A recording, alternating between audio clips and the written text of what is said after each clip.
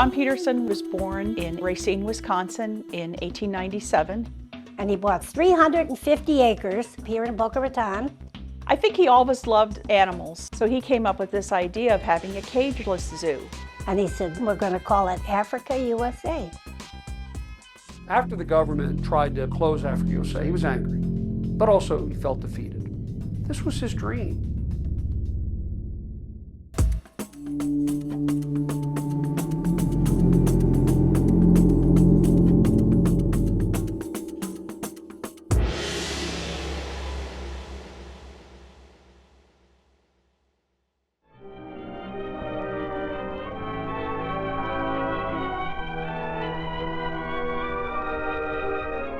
Located on the southeast coast of Florida, between Fort Lauderdale and Palm Beach, Boca Raton is a city of quality and charm. The many resources and conveniences that this area had to offer made it apparent that it would be an excellent environment not just for a resort, but for a year-round home, a place where families, businesses, schools, and churches would thrive. Boca Raton, the Golden City on Florida's Gold Coast.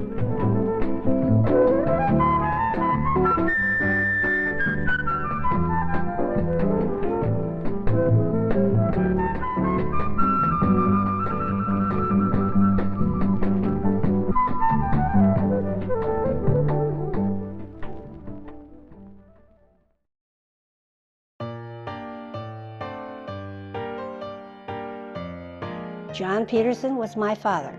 John Peterson was my grandfather. He was born in Racine, Wisconsin in 1897. And he came from a family of 11 people. His parents came over from Denmark and couldn't speak English. And when he was in the 6th grade, he had to quit school in order to help support the family. He married and had 2 children, and he worked in a rubber factory. And then finally, he designed a tie-back. It was 3 flowers on a band, and he did them in all colors, and he finally had 35 women working for him in his cellar. So that's how he started getting his money. My grandfather was really a Renaissance man. He was an inventor, he was creative, he was artistic, he was scientific. He read a lot about science, he read a lot about the earth, he knew a lot about animals. For many years, he tried to invent 3D films in which you didn't have to wear glasses.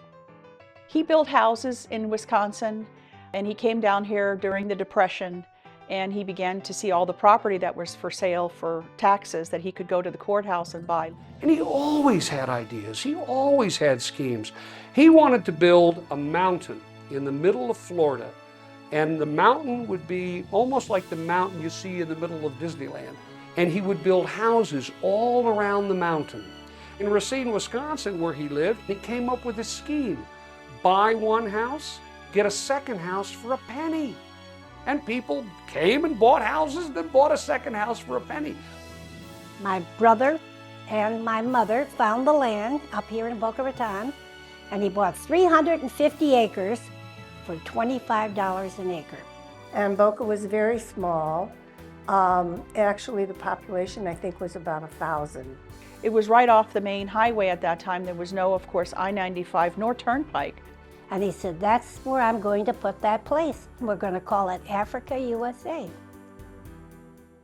I think he always loved animals, and because of that, and circus animals a lot of times had African animals, so he in a way wanted to have some sort of amusement park that wasn't a zoo where animals were in cages, but was more like a circus where you would actually be interacting with the animals. So he came up with this idea of having a cageless zoo where you could interact with the animals in a safe way by riding through them and pretending essentially that you were riding in a car in Africa. My father, Jack Peterson, went to Africa in 1951. He made contacts through the embassy, and it took him several months to even get to the people that he needed to speak to buy animals. How they were able to permit to get the animals here, I'm not really sure. I'm sure it was a lot of, my dad was a good talker, a negotiator, so I'm sure it was a lot of making the right contacts and getting the right signatures on the right papers. That's something that would not happen and could not happen today, and maybe should not happen today, but it could happen at that time. He got herds of zebras. There are 3 kinds of zebras. He got elands. The natives use them for meat. The little gazelles that jump, wildebeests, camels, and he had the only Z-horse in the world. And the Z-horse mother was a Arabian racehorse. And the horse got the color of its mother, the reddish color, and it got the stripes of its father, which was a gravy zebra. And a gravy zebra is bigger than the other ones. It's almost the size of a horse, has big banjo ears, has a mane that goes from his neck all the way to his tail. He's a beautiful, beautiful animal. They actually built crates for the animals on trucks, trucked them all down to the port in Mombasa in Kenya, where they were loaded upon a ship called the African Planet. And while my brother was in Africa capturing the animals, my mother and father planted plants, 10,000 of them, in this garden area with the waterfalls and the lake. And Dad wanted it to be free. So if they can't afford to go in, at least they can see the gardens, the waterfalls, the geysers, Monkey Island, the chickens walking around and peacocks and that. On board, the ostrich would grow so fast that they actually had to rebuild some of their cages as the trip took several weeks to get across the Atlantic Ocean. And it was a fairly arduous journey on the boat. Some rough seas, and the animals would get sick, and they had to stay in these very tight wooden containers for the entire voyage. All the way around the Cape of Good Horn to get here to Port Everglades, where the animals arrived in 1952.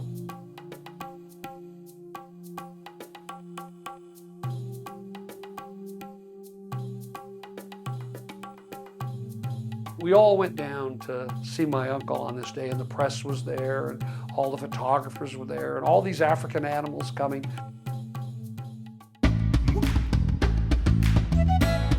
Admission to the park was $1.25 for the tram ride. So it was about an hour-and-a-half tour. It had one stop on its way, which was the African village, where they also sold trinkets and things to the tourists.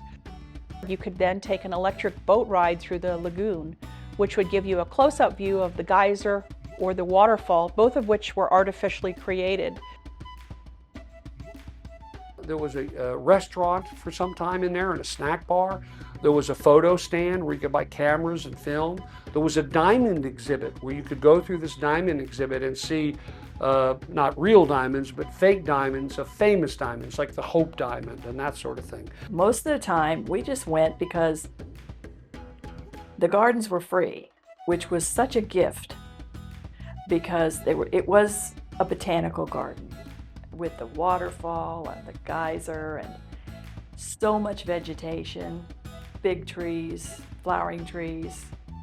We like to just go visit the gardens and walk around. I'd bring my friends there all the time. I was in the Cub Scouts, Boy Scouts. Hey, you guys want to go on an African safari? Sure. I was popular. When we did show and tell at school, I had some stories to tell, and I had some things to share, because I'd bring in a Machaca's shield and talk about the zebra that almost trampled me, or the ostrich that I helped hatch. I had stories that the normal kids, regular kids, could never tell.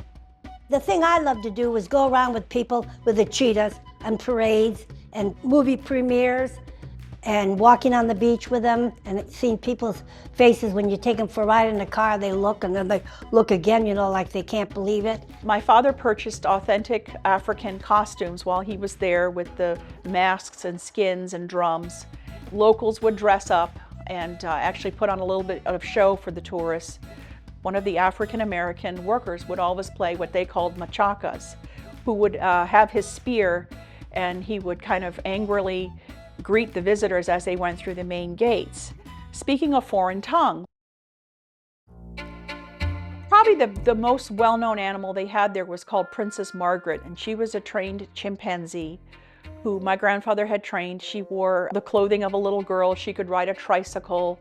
Margaret was a very special chimpanzee. She was raised as a member of the family. She lived, for the most part, in the house. She had her own room. However, it was like a playpen, like a baby would go in. When I came to stay with my grandparents, which was all summer long, and during the weekends, we'd share a room. So Margaret was my furry sister. They dressed her in organdy dresses and little white shoes and a big bow in her hair, and they raised her like a human being. They'd go into a restaurant, sit her in a high chair, and she would sit there and eat. Mother trained her to go to the bathroom by herself, wipe herself, flush the toilet, and then wash her hands, and then show my mother her hands were washed. And a lot of people don't realize that chimpanzees don't have bugs or fleas. They're a lot like us, but they're hairier. And I really, just on Sunday, love to go through, just to take the train ride all the way out to the jungle where the chimpanzees were. And they had a booth there, and I wore a hat and played with the chimps, just the baby ones. And it was I sold the tickets to the show. They put on a wonderful show. The park was very close to the Boca Raton Club, which attracted a lot of high-end clientele. My grandfather would bring over Margaret or some of the other tame animals to entertain the guests.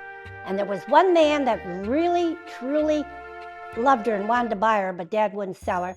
And that was from Anheuser and Busch, Gussie Busch. And when he'd go over to his suite at the Boca Raton Hotel, he'd call up and say, "Would you please send little Margaret over for me?"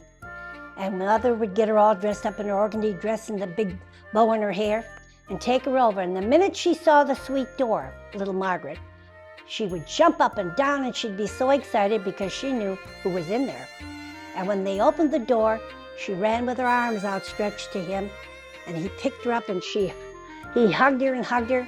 He let her play with his expensive wristwatch, and then they'd have ice cream and cookies before she'd go home. They'd sit at the table, and he'd say, "I just love her so much." Also popular were the two cheetahs, Moja and Mimbili, which means 1 and 2 in Swahili. They were completely tame. You could pet them. They would purr just like house cats. He'd let the kids come up to him, and the cheetah would lick their hand, and they'd be amazed because it was just like sandpaper, very rough. The park was a big draw. It was a very successful enterprise for my grandfather. Africa USA was one of the actually larger and more successful tourist attractions here in Boca Raton in the 1950s and 60s. The admissions that they got provided a steady income. I would say on a good winter day, probably upwards of 2,000 people a day went through the park. It was post-war era. A lot of new residents and tourists were coming here. Many of them were veterans returning to Florida, having served here during World War II. And also things like the air conditioning and pest control made South Florida a much more pleasant place to visit for many tourists. He was famous for his billboards. He had just dozens of billboards up and down US 1, actually all the way down.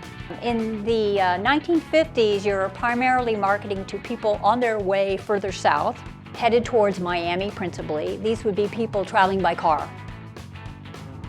I think his attraction was very typical of the type of Florida attraction that existed at that time, the roadside attractions, not the mega attractions like we would see today with Universal Studios or Disney World. Everything from alligator farms, Alligator Joe's in Palm Beach of all places. In Pompano Beach there was one called Storyland, which was sort of a reconstruction of a fairy tale world that all children and no parents wanted to go to. There was Gatorland, Pioneer City, Theater of the Sea down in the Keys. These are smaller scale attractions that, maybe take you 2 or 3 hours to go to. They weren't day-long events.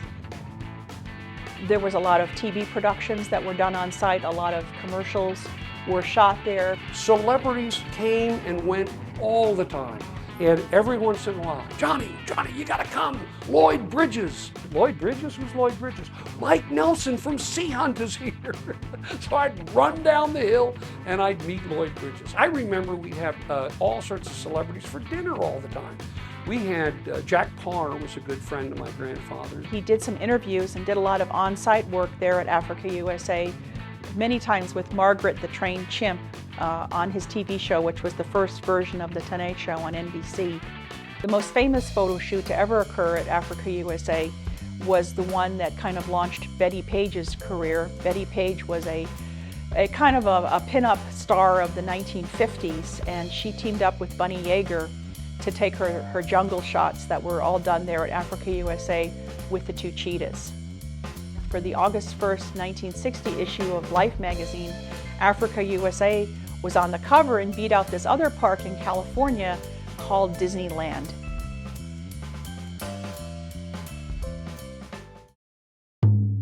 They had purchased a giraffe and were bringing it in, having it shipped in from Africa, and the Department of Agriculture impounded it, saying that a private person could not own a giraffe.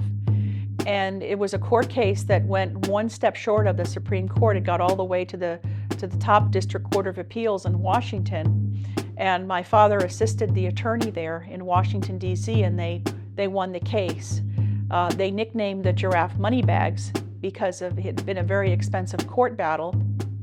And so, my grandfather then got a bill after he won the lawsuit to get the giraffe. The government said, oh, no, you can't have the giraffe until you pay the feed bill, which was $2,400 or something like that. So they went back to court and they said, no, we're not paying this feed bill. And he won again. He won. And I always say it's an example of winning battles and losing wars, because it wasn't that long afterward that some Department of Agriculture agents had showed up unannounced. And in the family, we always thought it was a government conspiracy, that Lyndon Johnson and his cronies decided to shut down Africa USA once and for all because Africa USA and John P. Peterson and Jack Peterson had made the government look stupid. Both the federal government, the U.S. Department of Agriculture, and various state organizations had previous experience with tick vector diseases causing massive losses in both horses and cattle. Those were from ticks, the so-called cattle ticks that were here in the United States already. They were indigenous. So they were always on the lookout for new ticks and new opportunities to spread disease. They began to look at the park because it had exotic animals in it, and the suspicion was it might have exotic ticks as a result of the exotic animals, and indeed they found some. And so there was great fear that these animals in the Africa USA park could be the host for the spread of new disease to both horses and cattle in the United States. They were very concerned about that. And they had come, did an inspection of the park grounds, and they came back with a folded handkerchief in which contained some dead ticks. And they showed it to my grandfather, and they said, we found these rare African red ticks on your animals. We're shutting you down right now. And he said, we have to spray all your animals. My dad said, I've never seen any red tick. He said, my veterinarian has never seen red tick. And they said, well, we have, and we're going to spray them. So he immediately went to see his veterinarian, and with this story, and the veterinarian looked at the animals, didn't find any ticks, took blood samples to find any evidence of this fever, this tick fever, sent the blood samples in, everything came back fine. So my grandfather said, I don't know what they're trying to pull here. And the vet said, there's nothing wrong with your animals and there are no ticks. So he gave that news to my grandfather. The veterinarian, who has since passed away, told me not too long ago, maybe 5-6 years ago before he passed away, he said, I've never told anyone his story. He said, but when I got to my surgery at 6 a.m. the next morning, he said the agents were waiting for me and they told me, if you pursue this, you're a dead man. So he told my grandfather, we better stop right now. These people mean business. That was too much. He knew he was lucky. He knew that he won the case and it was all good and all that, but he knew that the government was out to get him now. They sprayed lots of DDT on the animals and on the property. And a good many of them died.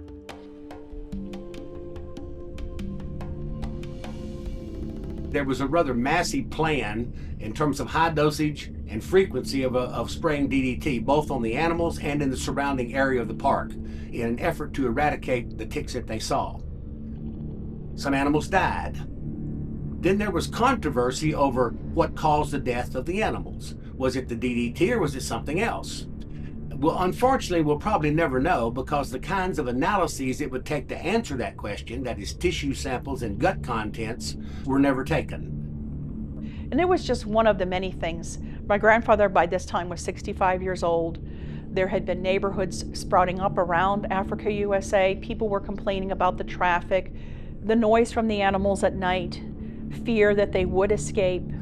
It was getting so famous that it couldn't be this little hometown park-like zoo anymore. It was becoming a big responsibility. That created a lot of sleepless nights. They actually lived on the property, but still you didn't know what was going to happen, and he always had a nightmare that all the animals would get out because somebody would let them out by cutting the fences. Worrying about kids breaking in and getting killed, worrying about me getting kidnapped, worrying about his money being stolen at the point of a gun, worried about all of these things that potentially could happen as a result of having a place like Africa USA.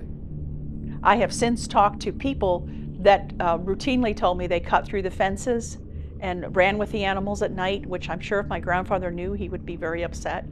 So life was beginning to encroach upon the park, and when it was built, it was in the middle of nowhere, but as land became too valuable, more and more, it kind of encroached on the park and became too close with housing and other things. And so he decided to close up shop and get out. The land became too valuable at that point to have just as an attraction.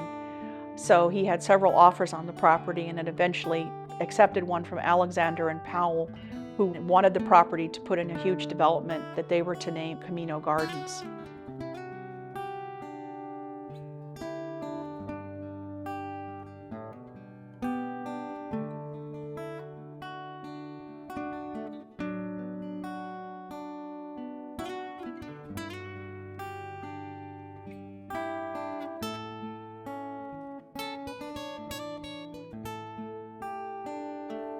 After the government tried to close Africa USA through this red tick scare, and my grandfather sold Africa USA, he was angry, but also he felt defeated.